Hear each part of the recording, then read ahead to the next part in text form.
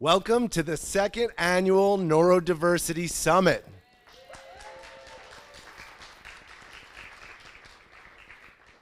I'm Christopher Manente, the Executive Director of the Rutgers Center for Adult Autism Services. This is our home base and community center that you're sitting in right now.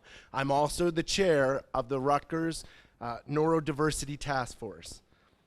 So this event, the Neurodiversity Summit, is envisioned as the culminating event to highlight the work that our Neurodiversity Task Force has been doing all year long. Last year, when the task force was an entirely new entity on campus, we didn't know if anyone would come to our summit event. And then we were so delighted when almost 50 members of our campus community came to support our work. This year, as I look out on this room packed full of over 100 people, including many of our university's most prominent leaders, it is so evident that the voices of our task force and the extended community of neurodiverse people at Rutgers that the task force represents are being heard.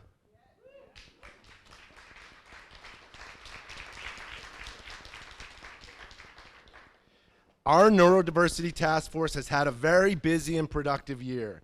We've hosted several community engagement events, including film screenings, training workshops for faculty and staff, and have continued the work of amplifying the voices of our neurodiverse community members. You will learn more about the exciting work that has been going on through many of the presentations we have scheduled for today's event. We are excited for what the future holds, as during this next year, our task force will be increasing our efforts towards expanding student supports, staff employment opportunities, training, and research. The creation of this center, the Rutgers Center for Adult Autism Services, nearly 7 years ago, was always intended to spark a movement towards significant change on our campus, in our community, and our society. We had hoped that the impact of the RCAAS would extend far beyond the physical spaces of the RCAAS. The overwhelming success of our Neurodiversity Task Force and the support of all of you here today are a symbol that our greatest hopes for the impact that the RCAAS could have are becoming a reality. We will need to have a bigger space for this event next year. Thank you to all of you for believing in a better world for all neurodiverse people. While we have made progress, we still have a great deal of work to do together. The stigma and stress surrounding being neurodiverse in a society governed by neurotypical norms often results in there being very little upside or incentive for neurodiverse people to self-identify, unless we need to demonstrate eligibility for services or support. It is our hope that all of you here today are committed to making Rutgers a community where neurodiverse people are embraced and valued for their authentic identities. In support of this movement, we have offered the neurodiverse community members in attendance today the opportunity to self-identify with a ribbon affixed to their name tag. Together, we can ensure that Rutgers is a truly beloved community for all of our neurodiverse faculty, staff, and students.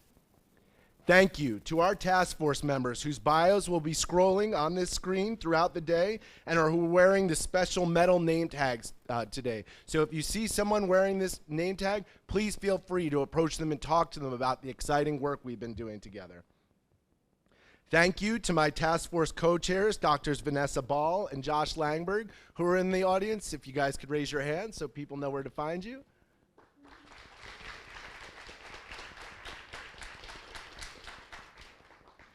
Thank you to everyone on the RCAAS team for working so hard every day to build our community, where autistic people have the opportunity to feel like they belong and can reach their full potential. Specifically, I want to recognize Amy Santoro, the RCAAS administrative coordinator, who planned and coordinated this entire event. Amy, can you raise your hand, please?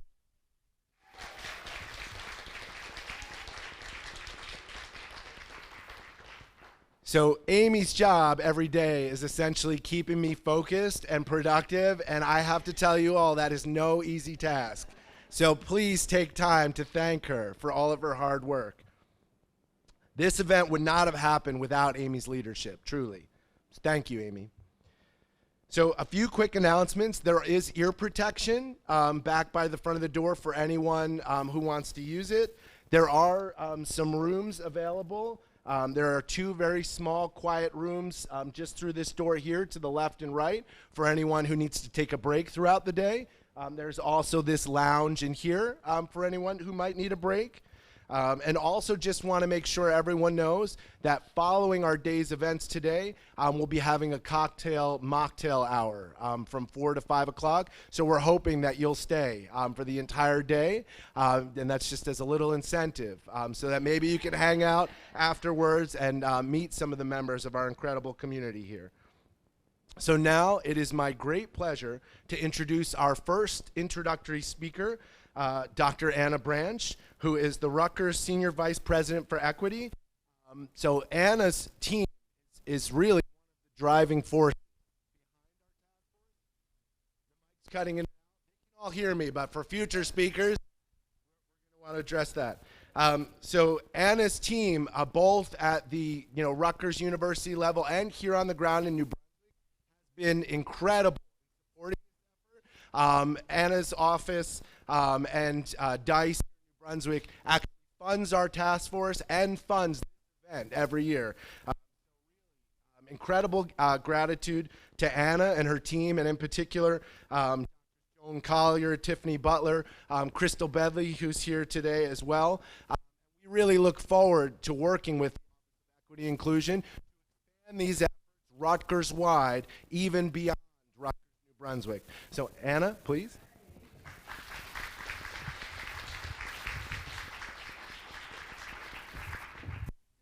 Everyone, and I will try to be as loud, although that's hard, right, to match Chris's energy, but I'm gonna do my best. So good morning. I'm so delighted to be here at the 2nd annual Neurodiversity Summit. So yes, congratulations and thank you.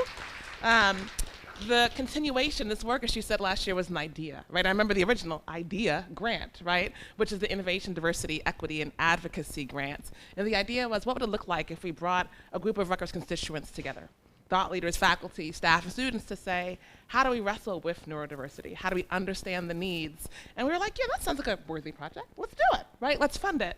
And it was amazing to enter this room last year and to see the scrolling bios and people and the energy and the visibility that it wasn't a one-man project. Although Rutgers couldn't have a better advocate, a better champion. So thank you, truly. If we can take a moment to recognize. Part of the aim has been, how do we talk about what Rutgers' goals are in terms of diversity as not being just transactional and performative, right, but in what we do in our everyday lives. And so we talk about priorities like recruit, retaining, and developing a diverse community. And this is what it looks like, right, to not just bring people in, but to think about who those people are, right, what their needs are, and to attend to them in real time. Right, and another priority was to promote inclusive scholarship in teaching. And yes, this is what that looks like, right? To both inclusive scholarship, the teaching, and the research. And so the Rutgers Center for Adult Autism Services brings it all together in a fantastic package. Is an opportunity for us to be in conversation and to pause, celebrate, and recognize the work. So thank you for being here. Thanks for inviting me to come, and I'm looking forward to the rest of the day. Take care.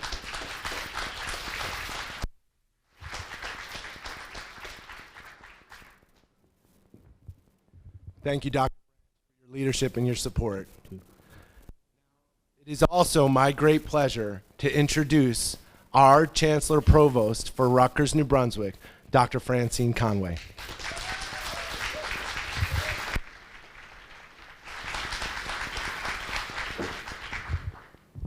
Good morning, everyone, and thank you, Dr. Manente. Good morning to Vice President Branch and to my friends at the Rutgers Center for Adult Autism Services, the Graduate School of Applied Psychology and Professional Psychology, the Rutgers Center for Youth, Social, Emotional Wellness, friends and colleagues from across Rutgers University. Today is a day for looking ahead, and I am proud to kick off this Neurodiversity Summit with a new announcement from Rutgers, New Brunswick. Beginning with the 2023 academic year, my office is investing in an ambitious expansion of our support for neurodiverse students, an initiative fueled by the passion of the RCAAS Executive Director, Chris Manente.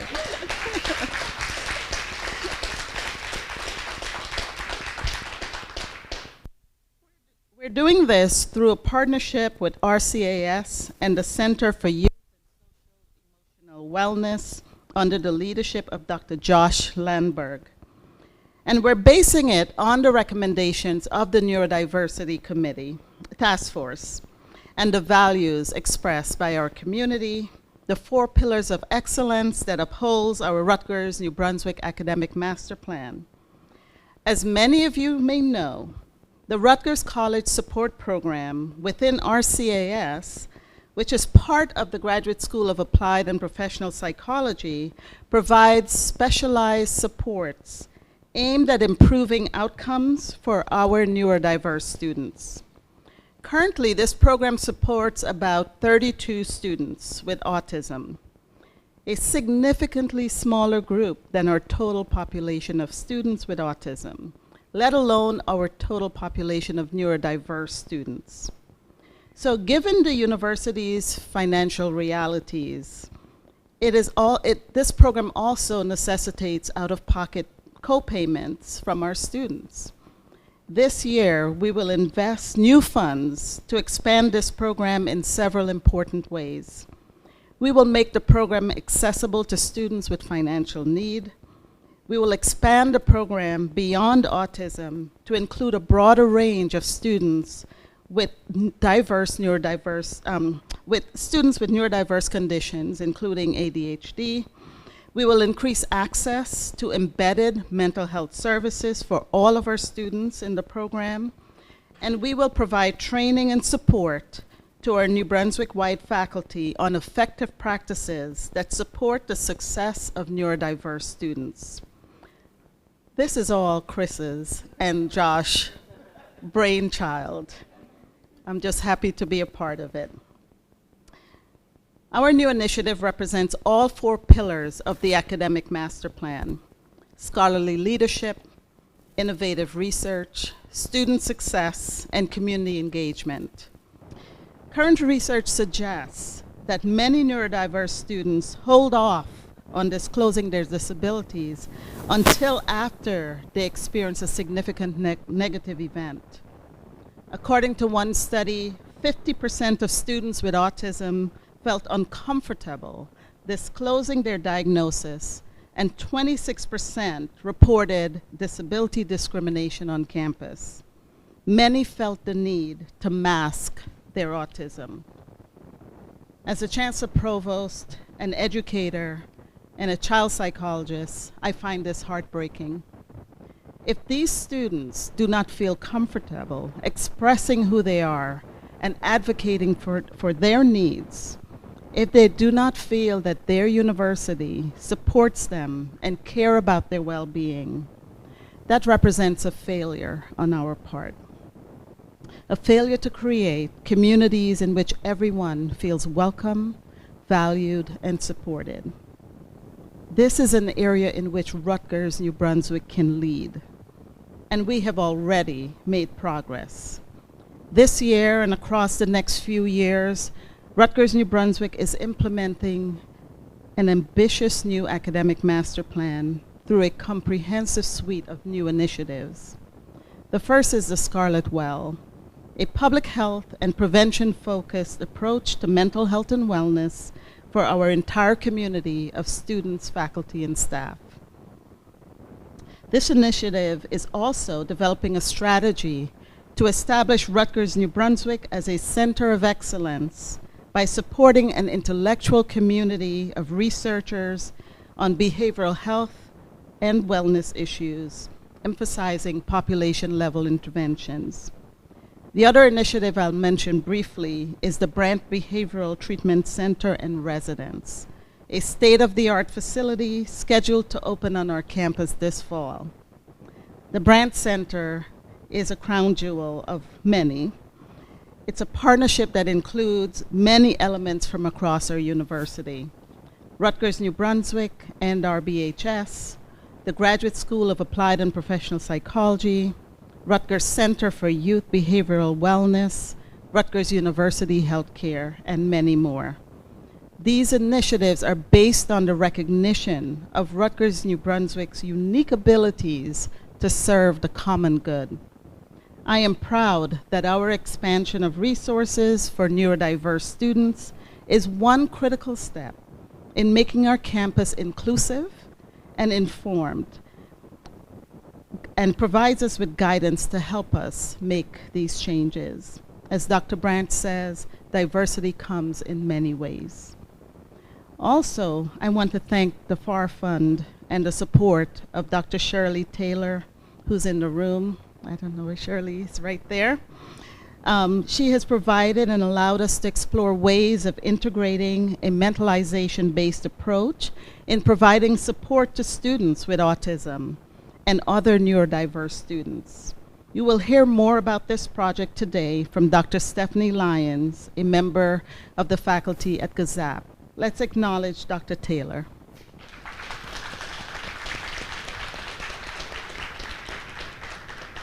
I also want to say thank you to the RCAAS staff and students. Chris, I know you have said thank you, but I know that this entire community is only possible because of their dedication and hard work. I'm excited about the progress that we will make. The Neurodiversity Taskforce exists to explore how we can move forward in ensuring our students, faculty, and staff have the support they need to thrive academically and professionally. I want to thank the Dean of GSAPP for her support of these programs, centers, and institutes that really reflect excellence. I look forward to the discussions today and to learning how we can move forward towards excellence. Thank you.